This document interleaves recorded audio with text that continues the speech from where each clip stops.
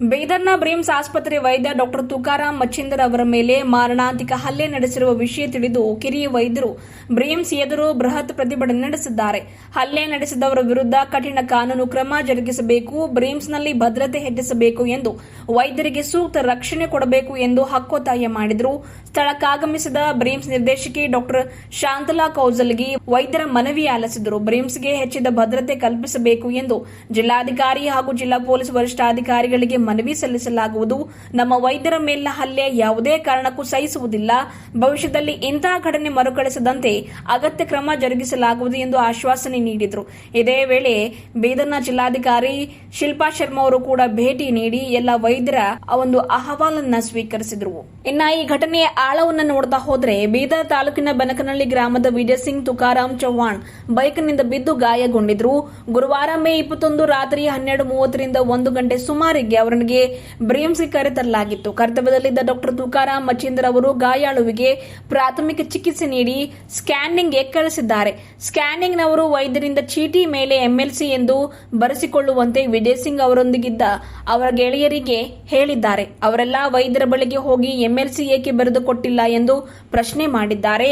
ಇದು ತೀರಾ ಸಣ್ಣ ಪ್ರಮಾಣದ ಗಾಯ ಇರುವುದರಿಂದ ಎಂಎಲ್ಸಿ ಅಗತ್ಯವಿಲ್ಲ ಎಂದು ಹೇಳಿದ್ದಾರೆ.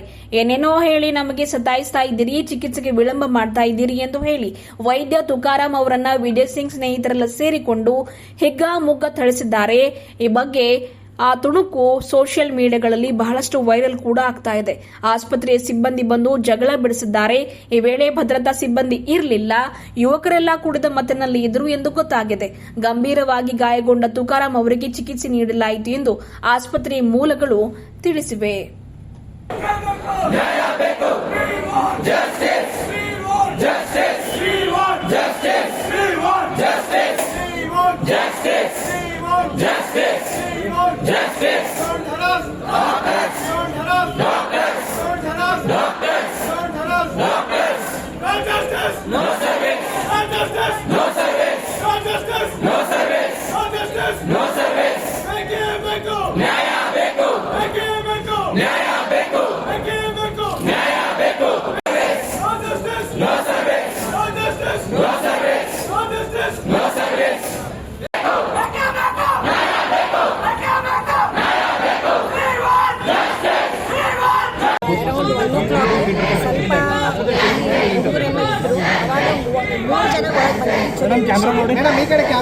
ಇನಿಷಿಯಲಿ 3 ಜನ ಬಂದಿದ್ರು. ಬಂದು ಅವ್ರ ಜೊತೆಯಲ್ಲಿ ಒಂದು 4-5 ಜನ ಬಂದಿದ್ರು.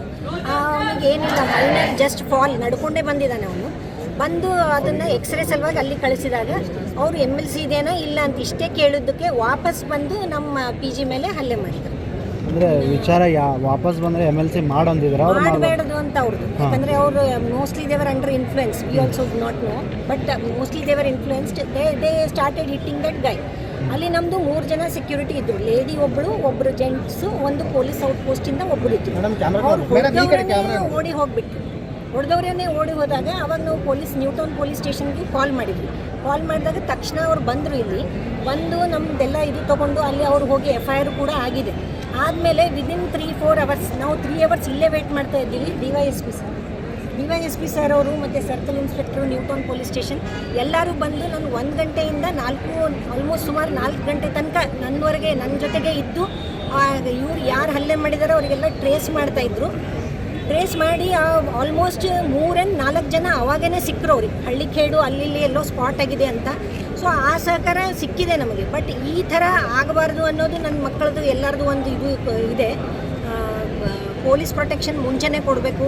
ಅದಕ್ಕೆ ನಾವು ಈಗ ಪೊಲೀಸ್ಗೆ ಒಂದು SP ಸಾಹೇಬರಿಗೆ ಒಂದು ಇದು ಮೆಮೊರೆಂಡಮ್ ತೊಗೊಂಡು ಹೋಗ್ತಾ ಇದ್ದೀವಿ. ಅಲ್ಲಿ ನಾವು ಕೇಳೋದೇನೆಂದರೆ ರೌಂಡ್ ದ ಕ್ಲಾಕ್ ಸಶಕ್ತ ಆಗಿರೋರು, ಸಕ್ಷಮವಾಗಿರೋ ಅನ್ನು ಇಲ್ಲಿ ಪೋಸ್ಟ್ ಮಾಡಿ ಈ ಥರ ಆಗೋದನ್ನು ಭಾಳಷ್ಟು ಮಟ್ಟಿಗೆ ತಡೆಗಟ್ಟಬಹುದು ಅಂತ ಇದು. ಅದೇ ಇದೆ ಅವ್ರದ್ದು ಪ್ರೊಟೆಕ್ಷನ್ ಬೇಕು. ಇದು ಬಾರ್ ಎಲ್ಲರೂ ಕುಡ್ಕೊಂಡು ಬಂದು ನಮ್ಮ ಮೇಲೆ ಈ ಥರ ಮಾಡೋದು ಸರಿಯಲ್ಲ ಅಂತಾರೆ ಅವರು.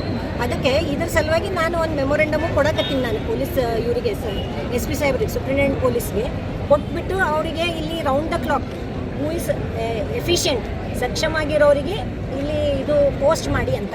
ಅವ್ರು ಮೊದಲು MLC ಸಲುವಾಗಿ ಅಂತ ಈ 3 ಜನಕ್ಕೆ ಪೋಸ್ಟ್ ಮಾಡ್ತಿದ್ರು round clock. Instead of that 2 people every ಸ್ಲಾಟಲ್ಲಿ ಇರಬೇಕು. And they should be efficient to tackle with the people.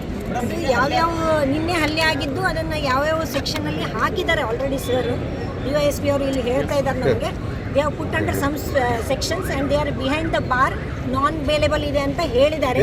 ಅದನ್ನು ಸರ್ ಸ್ವಲ್ಪ ಸರಿಯಾಗಿ ನಿಮ್ಗೆ ಹೇಳ್ಕೊಡ್ತಾರೆ ಮಾತು.